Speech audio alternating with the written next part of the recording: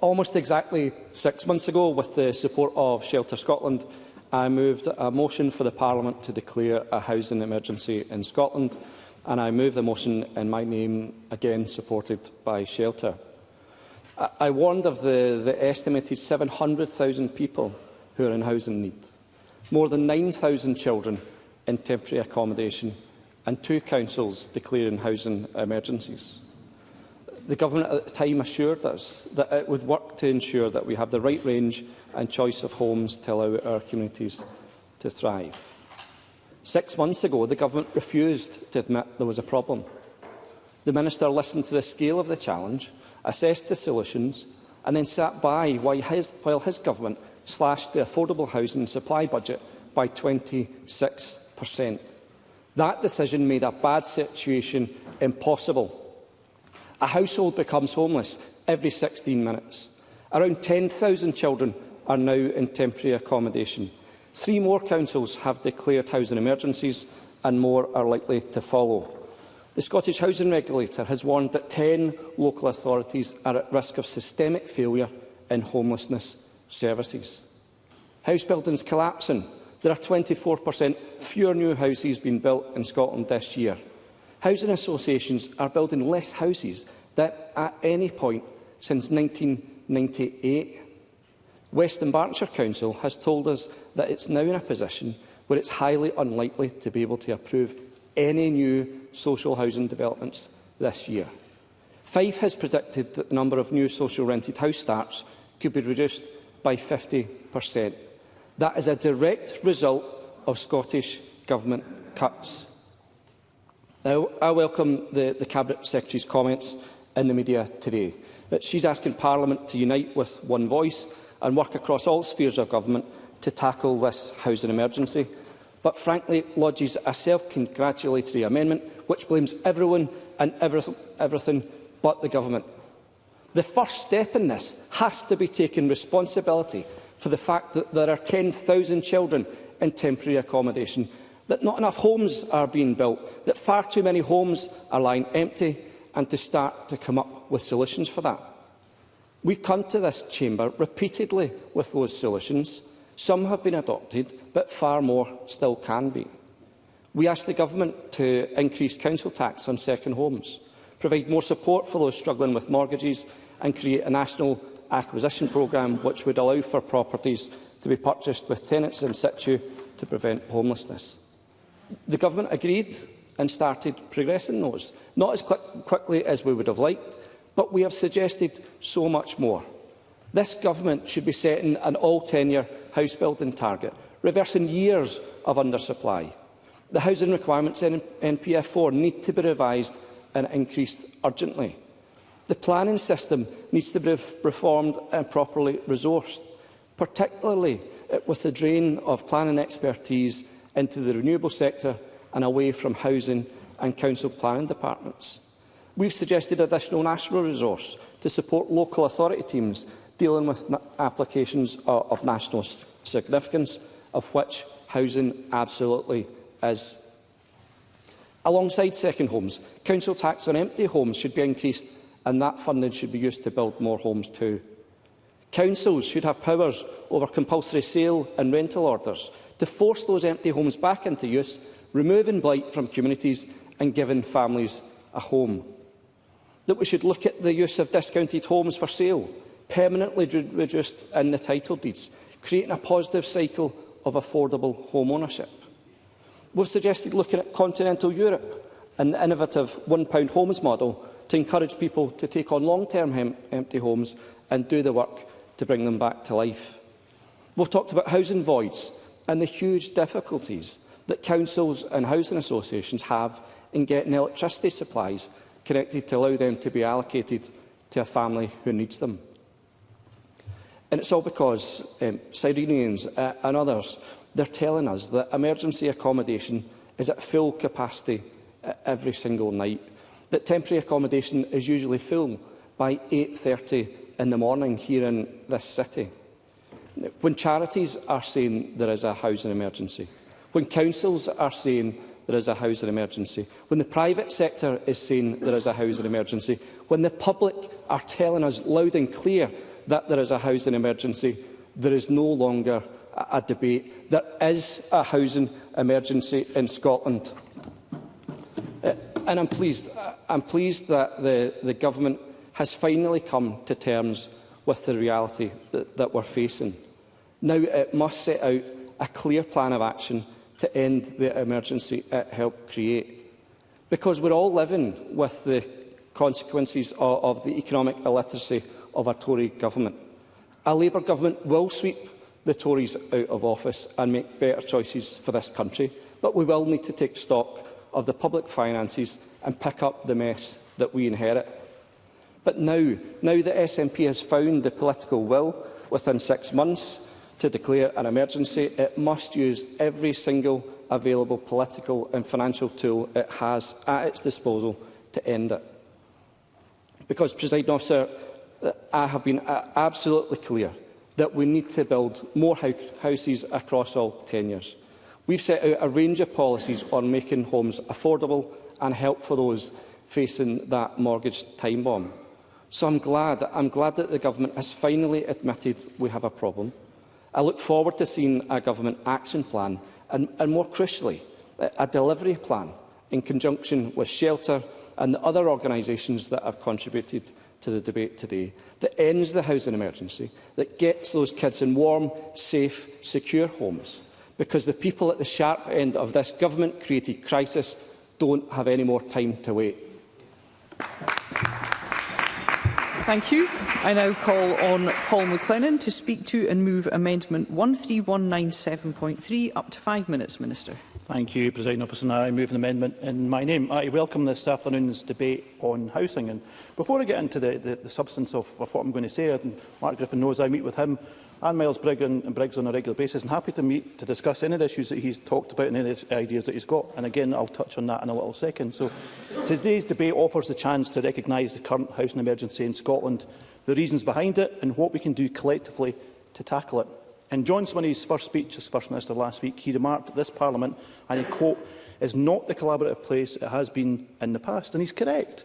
And he had committed his government to working to create more agreement across the chamber. I would like to use today's debate to reach out to colleagues.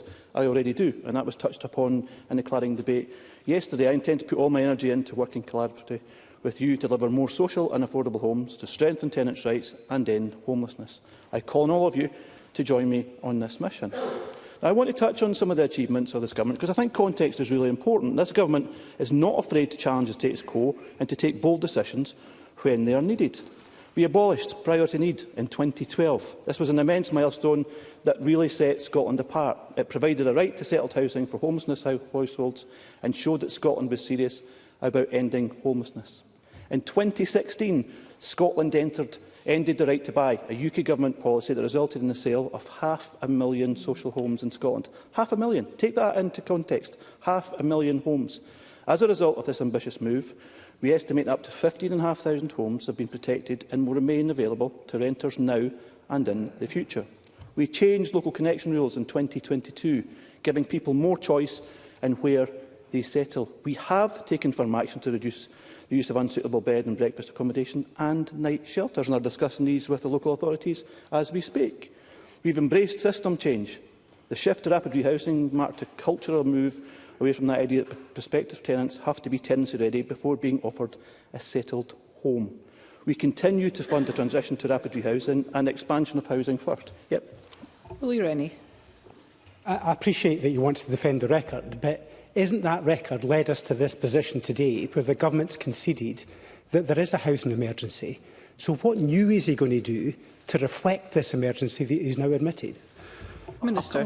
Thank you, and thanks to the member. I think there's an important context in terms of where we are. We're talking around about interest rates being at the highest level that they've been for a number of years, and that's obviously impacting on the whole sector. Mark Griffin talked about all-tenure approach, and I share that approach, but that's impacted right across the sector. We've talked about construction costs. Again, that's been very hard on the sector. And in terms of that, so context is very important. I'll come on to some of the points that you've raised about what we're going to be doing next. So we have embraced system change. That shift to rapid rehousing, as I said, marked a cultural move away from the idea about being tenancy ready. I am proud of Scotland's record in housing and homelessness, but want to do much more. Of course, we're proud of what we've done. We want everyone to have a safe and affordable home that meets their needs. We are making available nearly £600 million this year towards the delivery of more and affordable social homes. Now, this obviously... I'm struggling for time. I've only got 5 minutes. Happy to pick it up after. This includes a recent boost of £80 million over 2 years to facilitate the acquisition of existing properties and help reduce the number of households in temporary accommodation. Since 2007, we have worked with partners to deliver more than 128,000 affordable homes, over 90,500 of which were for social rent. This has seen 40% more affordable homes delivered in Scotland per head of population than in England, and over 70% more than in Wales. But we need to be doing more, and I'm not going to deny that. Of course we need to be doing more. We remain committed to delivering our target of 110,000 affordable homes by 2032, of which 70% will be available for social rent and 10% will be in our rural and island communities. We know that we need more social homes in order to end homelessness. We are taking action to increase housing supply, but some matters are beyond our control. Now, this is where I touched a point around about it's not just being Scottish Government. The UK Government needs to play a part, and the incoming UK Government needs to play its part also. Inflationary pressures, the impacts of Brexit and wider market conditions have contributed to rising construction costs and workforce challenges. We will keep working to mitigate the effects of these, but the UK Government's policies continue to shape the housing market and are having lasting impacts. And I've already discussed this with Mark Griffin, talking about what we can do to discuss if it is an incoming Labour Government, how can we work together? And he knows that, and I'll continue to do that as we move forward. Local government also needs to play its part. We know that local authorities are working extremely hard to deliver services for people experiencing homelessness, and we urge councils to continue working with us. Now, I'm meeting all local authorities in 2 weeks' time to discuss this issue around about voids, about allocations and empty homes. We have seen tremendously innovative practice in some councils where permanent homes, temporary homes are flipped to permanent tenancies. Others can learn from this. In certain areas, we are keen to see local authorities increase the pace and activity when it comes to empty homes and vacant council properties. While it will not completely solve our supply problems, making best use of existing stock will help meet local housing needs. So we'll be inviting local authorities and associations to revisit their allocations policies and check they remain fit for purpose during this current housing emergency. In conclusion, Presiding Officer, I am delighted to have been reappointed as Housing Minister. I commend the huge and important steps taken in the last 25 years to improve housing policy and end homelessness. I do not want us to go backward. We are facing major housing challenges, but this afternoon offers a chance to reflect, take of stock already what's been achieved and agree what can be more done to tackle housing emergency. Thank you. Thank you. We are very tight for time this afternoon.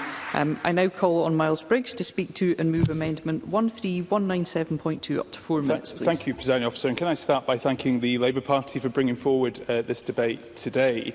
The Scottish Government's strategies for housing and homelessness are failing, and any attempt to say otherwise is starting to feel like an attempt to gaslight the Scottish public. Not my words, but those of Shelter Scotland's director. Now, last week, the First Minister did state that he wanted to be honest about where the Scottish Government has been going wrong. So I welcome the acceptance from the Cabinet Secretary that ministers are failing to deliver on housing in Scotland and that Scotland is in a housing emergency. Sadly, though, and I think we've seen this today, the Scottish Government don't seem to be bringing forward the humility and acceptance of their policy failures on their watch, just more deflection and the usual SNP playbook of blaming everyone else and not taking responsibility. Because housing... Very briefly, if we have any time. Minister. Thank you, and thanks to the member for taking that mention. If he's talking about taking responsibility, does he accept the 9% cut in the capital budget impacts on what we can do in Scotland?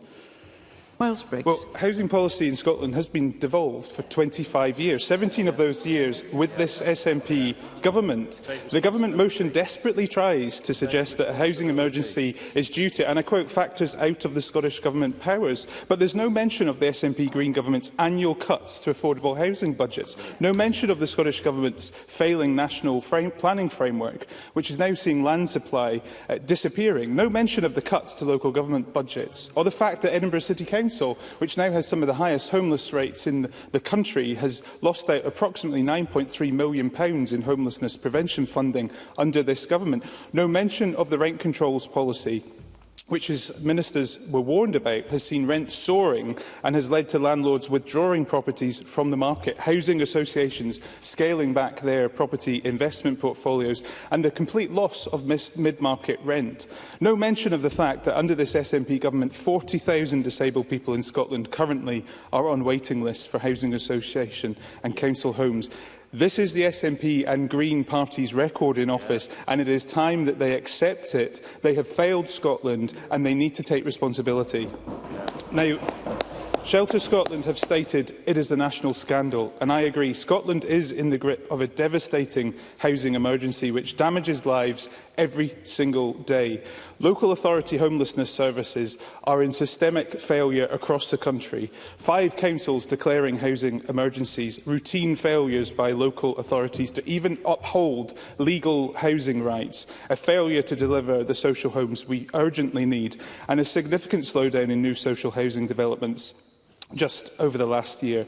This is an emergency that's damaging people's health, well-being, education and our economy, and leaves thousands of our fellow Scots without anywhere to call home. Now, Scottish Conservatives have repeatedly called for the Scottish Government to declare a national housing emergency, but these calls have fallen on deaf ears until now. So SNP ministers need to play catch-up. As Crisis say in their briefing, declaring a national housing emergency will only be of benefit to Scotland if success is clearly defined and action targeted at the root causes and action taken swiftly by the Scottish Government. So to conclude, Presiding Officer, SNP ministers have had to be dragged kicking and screaming into accepting the reality that we are facing a housing emergency in Scotland. Ministers must now acknowledge where their policies have failed and reach out to charities and across the political divide for new ideas and fresh thinking. We must see ministers act and urgently outline to Parliament what will change across all government portfolios and what fresh leadership will actually be brought to this housing emergency, like with the drug deaths crisis and public health emergency government declared there. Scottish ministers need to bring forward an urgent housing emergency plan. That is why I hope we will not just see this debate, but cross-party talks and the Scottish Government bring forward an urgent statement on the national housing emergency in coming weeks. I move the amendment in my name. I thought we might be getting somewhere this morning when I read the Government's amendment, but I'm sorry that the speech that the Minister made was almost exactly the same speech that was made last November, except the words "accepting the housing emergency" has been added in. Nothing else has changed. It was one defence after another in his contribution, and also then blaming Westminster, which is exactly what he did last year. Now, when John Swinney and Kate Forbes contributed to the debate last year, they were very clear. John Swinney said, "I respectfully say to Parliament that it is not enough just to do that," the housing emergency declare. "Substantial actions must set out on how we will address the issue." Now, Kate Forbes said, real leadership is not about accepting the scale of a challenge or explaining what has taken place. It is about stepping back and figuring out how to best resolve the challenge and then getting stuck into delivering some of the solutions. So I would have thought today that we'd hear from the Minister what this housing emergency actually meant, because those two people are now in charge. So I would have thought we would have a list of new measures, in addition to other new measures, which the Minister's perfectly entitled to defend. But to set out what's different from last November. Why has the Government accepted that there is a housing emergency? Now, of course, I accept there is the post-recession financial restrictions. They've had an impact for some time. I accept the Liz Truss budget, of course, has had a disastrous effect on inflation, and of course Brexit has an impact too. But this Government has got a very large, multi-billion pound budget and tax-raising powers, so it does have choices. It's not a limited budget. It could do something different, but it's its choices, and its choices it's going to have to defend today. And one of those choices has been a dramatic cut in the More Homes budget. Dramatic cut in that budget. And it's not just the impact, the direct impact of that cut. It's the fact that housing associations lever extra private finance as a result of that funding. That will go down as well. But the problem has been building for years. This is not going to be turned around overnight, but we need to start to reverse the damage. So the acceptance of a housing emergency must mean something. But from the Minister, I'm afraid, it means absolutely nothing. Now, I'm afraid to say some of the rhetoric and the proposed measures about the private rented sector is deterring investment in that sector. And we need the Government to change tack. And it changed tack on two important measures. The first is we need to accept that private landlords are partners, not the problem. And I'm afraid they've come to believe that they are the problem and the government are out to get them. That needs to change. Whatever the reality of the measures, that needs to change. I'm afraid I've only got 50 seconds left. So that's the first thing that needs to be recognised. The second thing is we need to be cautious and evidence-based about any rent control measures that are introduced, because there is evidence that they act as a floor rather than as a ceiling. So we do need to consider that carefully. And finally, I said two things, I've got three. The mid-market rent properties need to be excluded from any rent control measures, because they are a form of social housing, I believe. So I'm frustrated at the government's response today. I think it really needs to wake up and accept its responsibility for 17 years in government. But so far, I've not been convinced that's the case. Thank you. And we now... Thank you, Presiding Officer. This is the point where you stand up and give a completely different speech from what you originally intended to. But the one point that does remain is that for any individual, for any family without a roof over their heads, that is an emergency, that is a crisis, and governments, whether they be local government, the UK government or the Scottish government, should take cognizance of that. And Ariane Burgess, in her speech, made, I think, the most important point in this debate so far. And that is about collective action and shared responsibility. Because the UK government has a responsibility, local government has responsibilities, and the Scottish Government has responsibilities in order to get this absolutely right. And I don't agree with some of the speakers who has said that the Scottish Government should use all of the tools at its disposal to ensure that we do better here. But we have to be realistic. We do not control all of the political and financial tools that we need to resolve some of the difficulties that are out there. And we have heard about the absolutely disastrous Liz Truss mini-budget. Well, I'll gladly give way to Mr Briggs, yeah? Miles Briggs. Does he think the Scottish Government has gone wrong? Kevin Stewart. Well, I think the Scottish Government has largely done things right, but I think that there are things that we should have pushed much more for. Let's look at what Rhoda Grant was talking about just not minutes ago in terms of the costs of connection to services.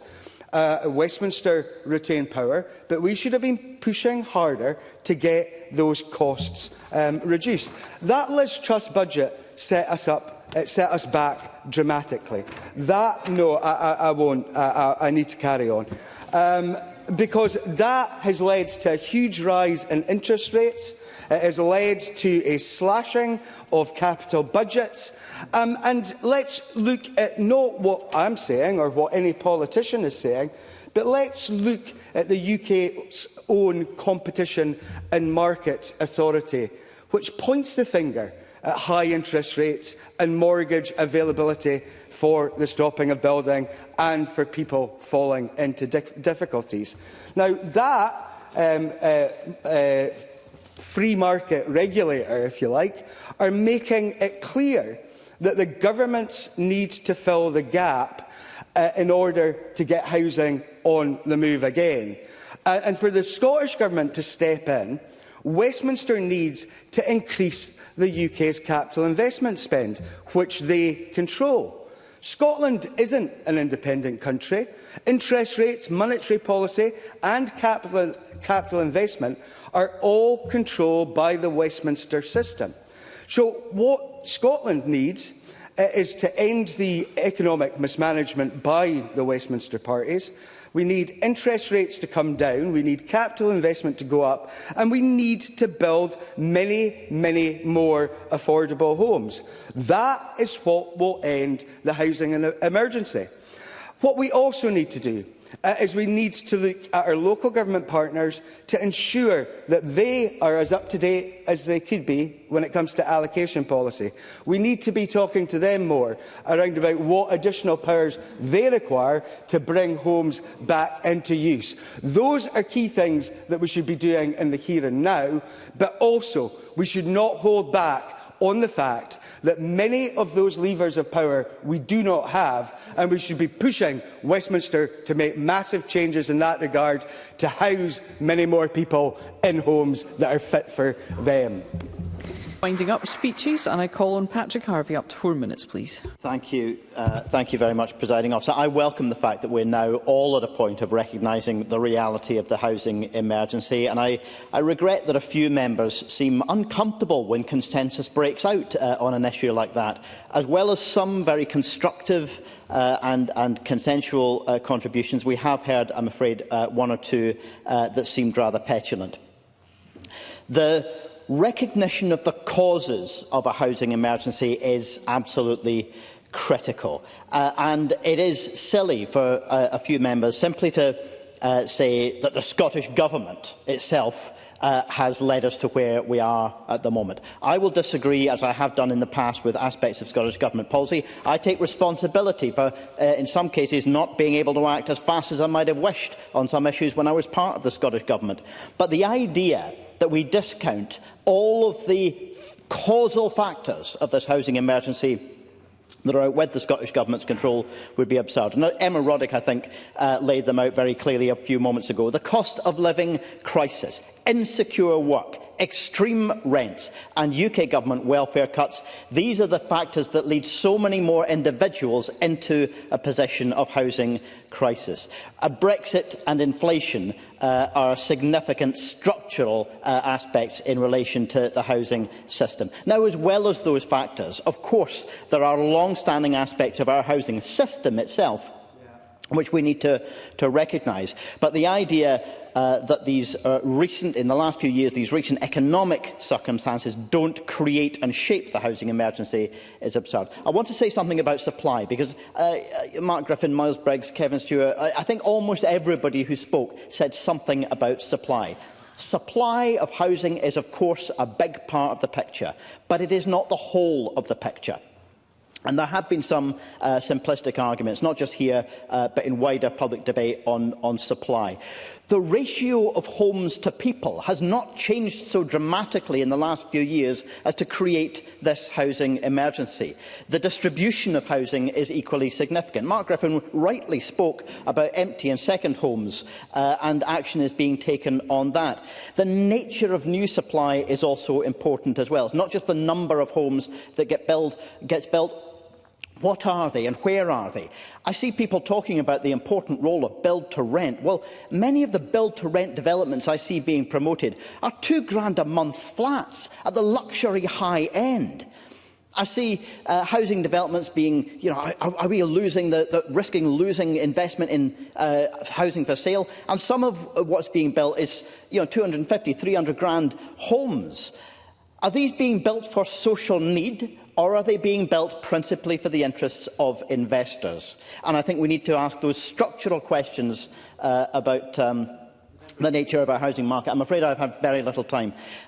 Price increasingly needs to be recognised as well, and rent control is a critical part of our coherent response to the to the housing emergency. Slip of the tongue there, I beg your pardon. I can't accept that investment in housing must depend on extreme rent rises, or that we should simply accept that ever more people will be stuck in the most expensive and least secure tenure. So supply is important, but it's the nature of supply. The Greens will be supporting both the amendments.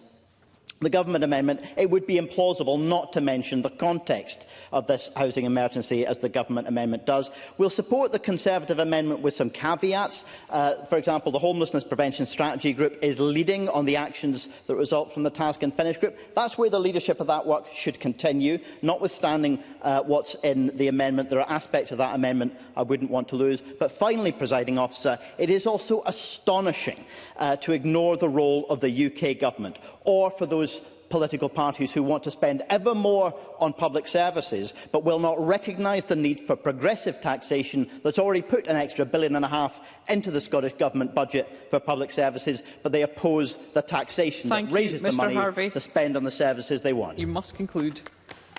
And I call on Graham Simpson. Up to 4 minutes, please. Thank you very much. Presiding Officer, when we debated housing in November, the Minister was in denial about the existence of a housing emergency. Well, there was an emergency then, it's got worse since.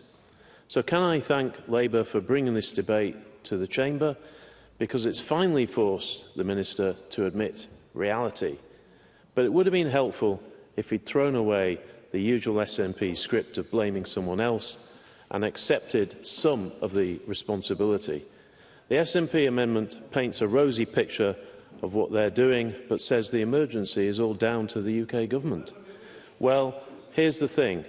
If we didn't have 1.5 million people being denied a safe, stable home, living in overcrowded, dangerous, unstable or unaffordable housing, if we didn't have 15,600 households in temporary accommodation, if funding for affordable housing supply had not been cut by £196 million, if we didn't have a record 9,500 children trapped in temporary accommodation, if 45 children were not becoming homeless every day, if a household was not becoming homeless every 16 minutes, if 16,263 children were not being assessed or threatened with homelessness in 2022-2023, if Scotland did not have the highest rent increases of anywhere in the UK, and if 5 councils, Argyll and Bute, Edinburgh, 5 Glasgow and Western Bartonshire, had not declared a housing emergency,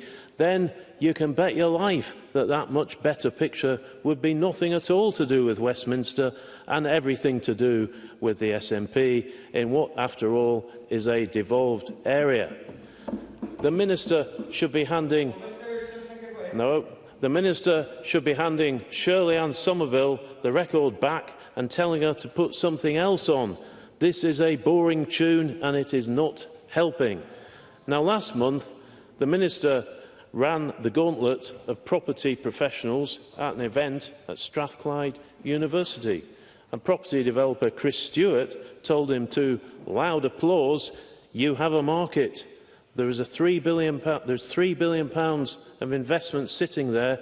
You killed the market." He said there was a massive disconnect between what the government is saying and what has happened. And he added, the market was there, the tenant demand was there, along with responsible developers and institutional investors providing a product, and it's just stopped. Now, I agree with Mr Stewart, but the guy he should have been directing his fire at wasn't there. It's not Paul McLennan who has killed the market, it's Patrick Harvie. And now that Mr Harvie is no longer in government, then it's up to Mr McLennan to fix the mess.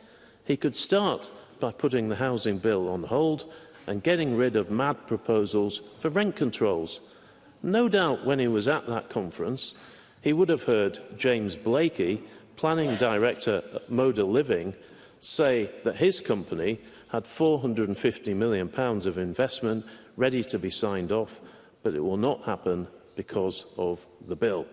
Miles Briggs revealed this week that the government has no idea how many homes need to be built. But we do know that there are already issues being caused by MPF 4, with sites stalling and building rates slowing. Now that the Minister admits that there is a housing emergency, then he needs to take responsibility, own the problem and act on it. Thank you. And I call on Shirley-Ann Somerville. Up to 5 minutes, Cabinet Secretary. Thank you very much, Presiding Officer. It is clear that the Scottish Government has recognised that there is a real and genuine challenge within the housing sector, and we have done for some time. And as my colleague Emma Roddick quite rightly put it in her speech earlier on, I think it is very important that we move past debating how we define a problem and move on to the solutions. That's why I am very happy that we do so today and that we all collectively declare that there is a housing emergency. Because the important point, as members right across the chamber have came to, is what we then do about it. Now, the aspects that we have laid out in the amendment today are about setting the context. And that is a very important aspect, because none of us, as we debate those solutions, can forget or just simply imagine away the financial context that we're in. So we do have, fact, a decrease in the capital budget given by the UK Government to the Scottish Government of 9%. That's £1.3 billion being taken out of Scottish Government plans. Now, that inevitably brings real challenges to all of us as we move forward to see what can be done about it.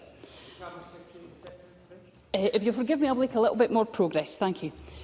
Now, I'm very keen that we do look at the record. Of course we do. But I would say to those who have suggested that the amendment is self-congratulating, I have deliberately put the amendment together to ensure that it is not. It states the context, it states the record, but it states the challenge, because I want us all collectively to get together and discuss and agree the fact that the capital budget has gone down, and we collectively demand that the UK Government reverse those cuts. Certainly. Miles Briggs. I've listened to the Cabinet Secretary and the Minister. I think the problem they're having is they need to look in the mirror on this, not just looking at Westminster, but look at what's gone wrong in Scotland. We heard earlier members talking about the Rural Housing Fund. £25 million have just delivered in 1 year just 4 homes. So that's a total failure, and I think the government's not understanding why they are part of the problem.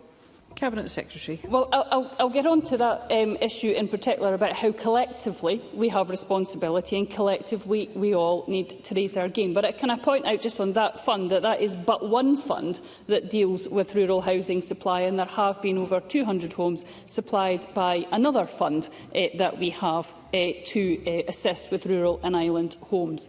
But, Presiding Officer, Willie Rennie quite rightly challenged the Government about what's changed. What's changed since the last debate, for example, is another £80 million of an uplift, particularly looking at acquisitions, that will deal quickly and directly with temporary accommodation and homelessness. The introduction of a housing bill, talking about the Ask and Act homelessness duties, which I really hope Graham Simpson doesn't want the Government to ditch, because that would be a real wasted opportunity.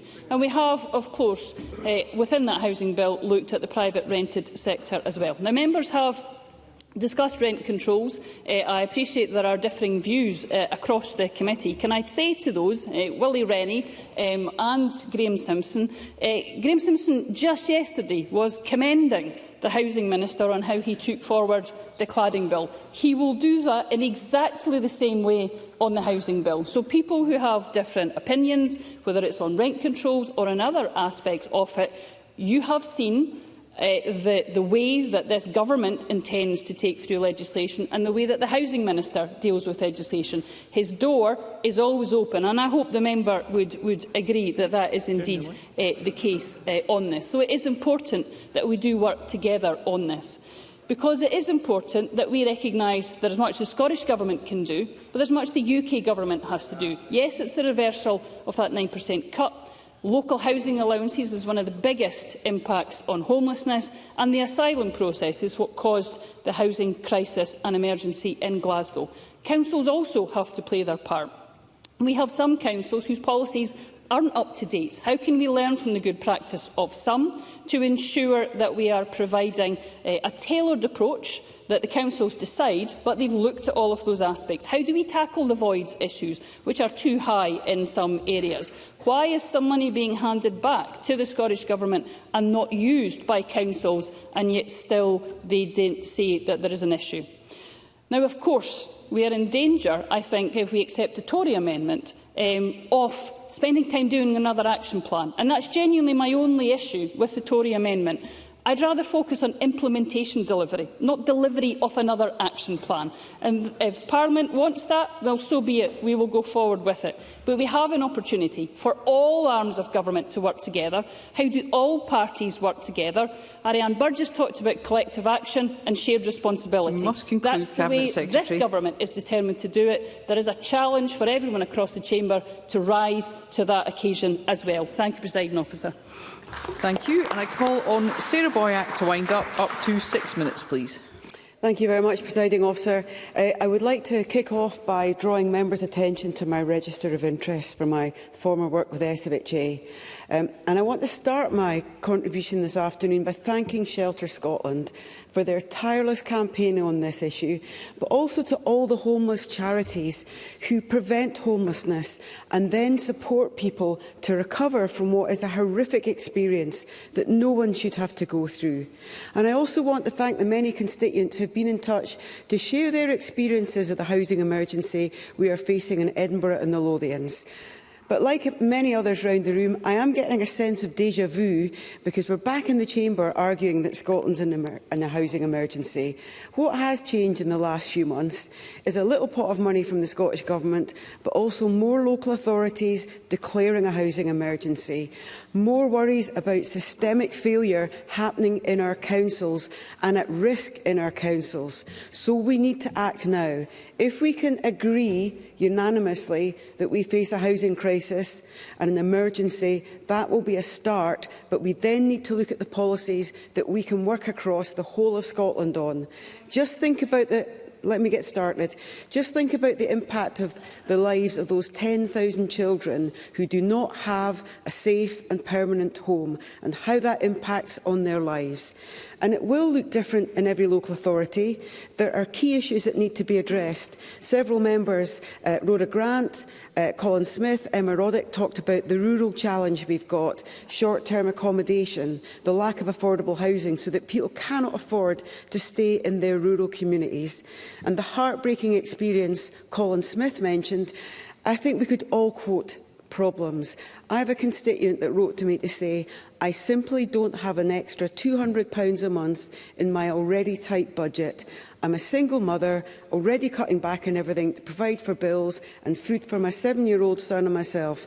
If I don't pay such a high rent, we'll be evicted and end up homeless. It's a real problem.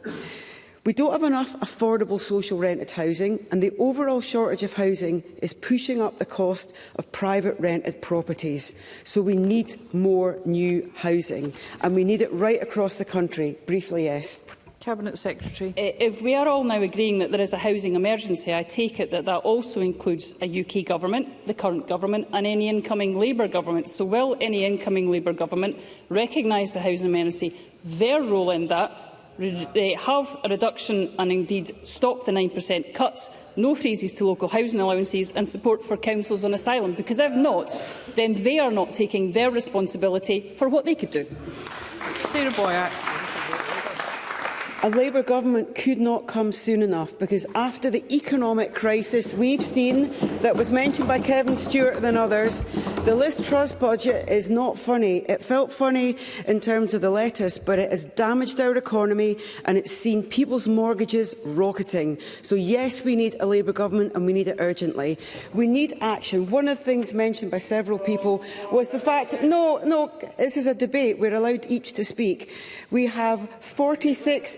No, I won't. We have 46,000 empty homes in Scotland. That was mentioned, the issue was mentioned by Ariane Burgess. We need action. We don't need a small-scale approach. We need to work with our local authorities and support them so that they have the staff to pursue compulsory sale orders, so that they have the staff to actually promote urban regeneration, and so we bring empty homes back into use. But we need to be so much more ambitious. When the Housing Bill comes in front of us, we will work constructively. I'm responding to the debate. We need effective rent controls, but the bill itself will not lead to one new house being built. So I hope the Scottish Government will work constructively with all the members across the chamber who have been putting forward practical solutions today, because we need action now. I'll come back to the point that there are 10,000 children in temporary accommodation. That is a national scandal. It's a 138% increase over the last decade. And if the First Minister is serious when he says he wants to tackle child poverty, we need to start with finding affordable housing, funding it right across the country. And as we celebrate 25 years of devolution, it's important to remember that housing was baked into the devolution settlement from day one. And I will agree with Shirley-Ann Somerville, we need the Scottish, the UK Government and every single local council to work together, because we've seen 17 years of this SNP government wasting huge amounts of money, 196 million on failed ferry contracts alone. We need an effective government. 80% of the people of Scotland agree that we're in a housing emergency. So today, let us take this as a starting point. In his speech, my colleague Mark Griffin gave a raft of potential solutions that we are happy to work with the Scottish Government on. The Scottish Government, I am down in the last 30 seconds, I think. We need to have new houses being built. We need practical solutions. We need new homes right across Scotland. Our constituents deserve nothing less. Emergencies demand responses. We are an emergency. It's time to respond. It's time to build the new homes, bring back homes into use and tackle the poor quality housing we have in Scotland, because people deserve that and they need it now. Thank you.